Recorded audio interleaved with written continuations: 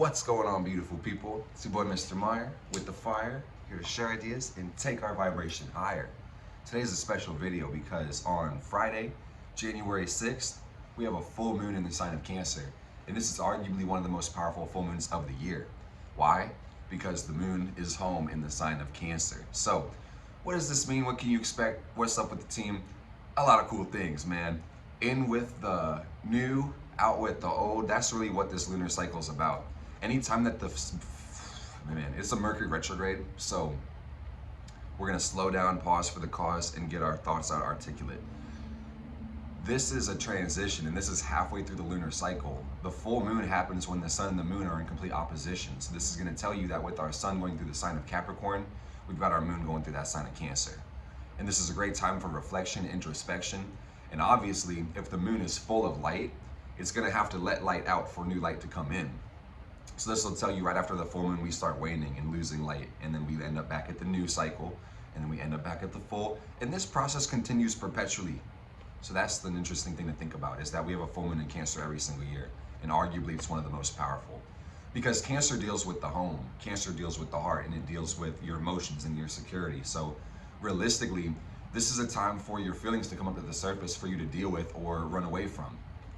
Every one of us needs inner security systems in ways of processing our feelings or emotions. So the question is, do your insecurities provide you shelter, strength, or do they impede upon your growth? These are the questions we do want to consider. My best advice for everybody going through this lunar cycle is to honor the way you feel and pay attention to your emotions, because your connection is your direction. The analogy I could give you is, think about a bat or like a echolocating animal who lives in the water. If you can't see things and direct yourself through vision, you're only going to direct yourself through intensity and vibration and feeling, and that's the thing. If you don't feel your emotions and you suppress how you feel, you might not have the message, the direction, the connection about what to do and how to respond. So that being said, there's not much to tell you besides to look at your feelings and pay attention to them and redirect how you spend your energy. So one thing that's really interesting is that we have the sun in a trine to Uranus and Taurus, and this is really energizing and inspiring, and this might make us have a new need for independence or feel more creatively self-expressive, going about the things that we're doing already in a different and inspired way, which is really cool. And speaking of Uranus and Aquarius and this archetype, you guys have probably been seeing a lot of things with the artificial intelligence, and we're trying something new today. I had an AI write this horoscope for you guys, so we'll see what they wrote and if that's meanwhile perspective. Basically, this full moon in Cancer brings intense emotionality and greater focus on family and home and emotional security.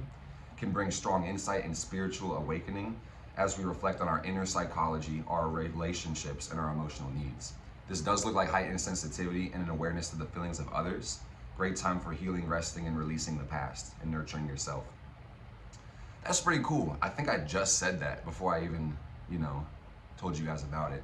So that being said, your new life will cost your old one, and you can't create your future while you're stuck in your past.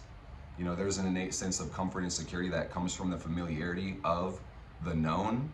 But that being said, guys, if you want new experience, you want growth, you might have to deliberately step into that great unknown. So that's something to consider. I should have said this at the beginning of the video, but it's really important that you understand your chart and you understand which house that you have Cancer in, because this is the area of your life that you're going to need release in. This is the area of your life where insecurities are bound to come to the surface for you to either understand or stuff under and let pressure build. On another note, one ingress that we had recently is Venus in the sign of Aquarius, and this looks like fun. This looks like happiness and adding more friendship to our relationships. This also looks like, again, a heightened need for independence. So when it comes down to Venus, I would implore everybody to find freedom in their relationships rather than freedom from them. And that's actually really what this transit talks about. So it's time to have meaningful discussions. Meanwhile, Aquarius, Venus. That sentence was grammatically fucked, y'all. But either way it goes, you should understand what I'm saying is that expectations can lead to hard disappointments, and even harder whenever they're unspoken expectations. So it's really important to ask for what you want if you want to receive it, right?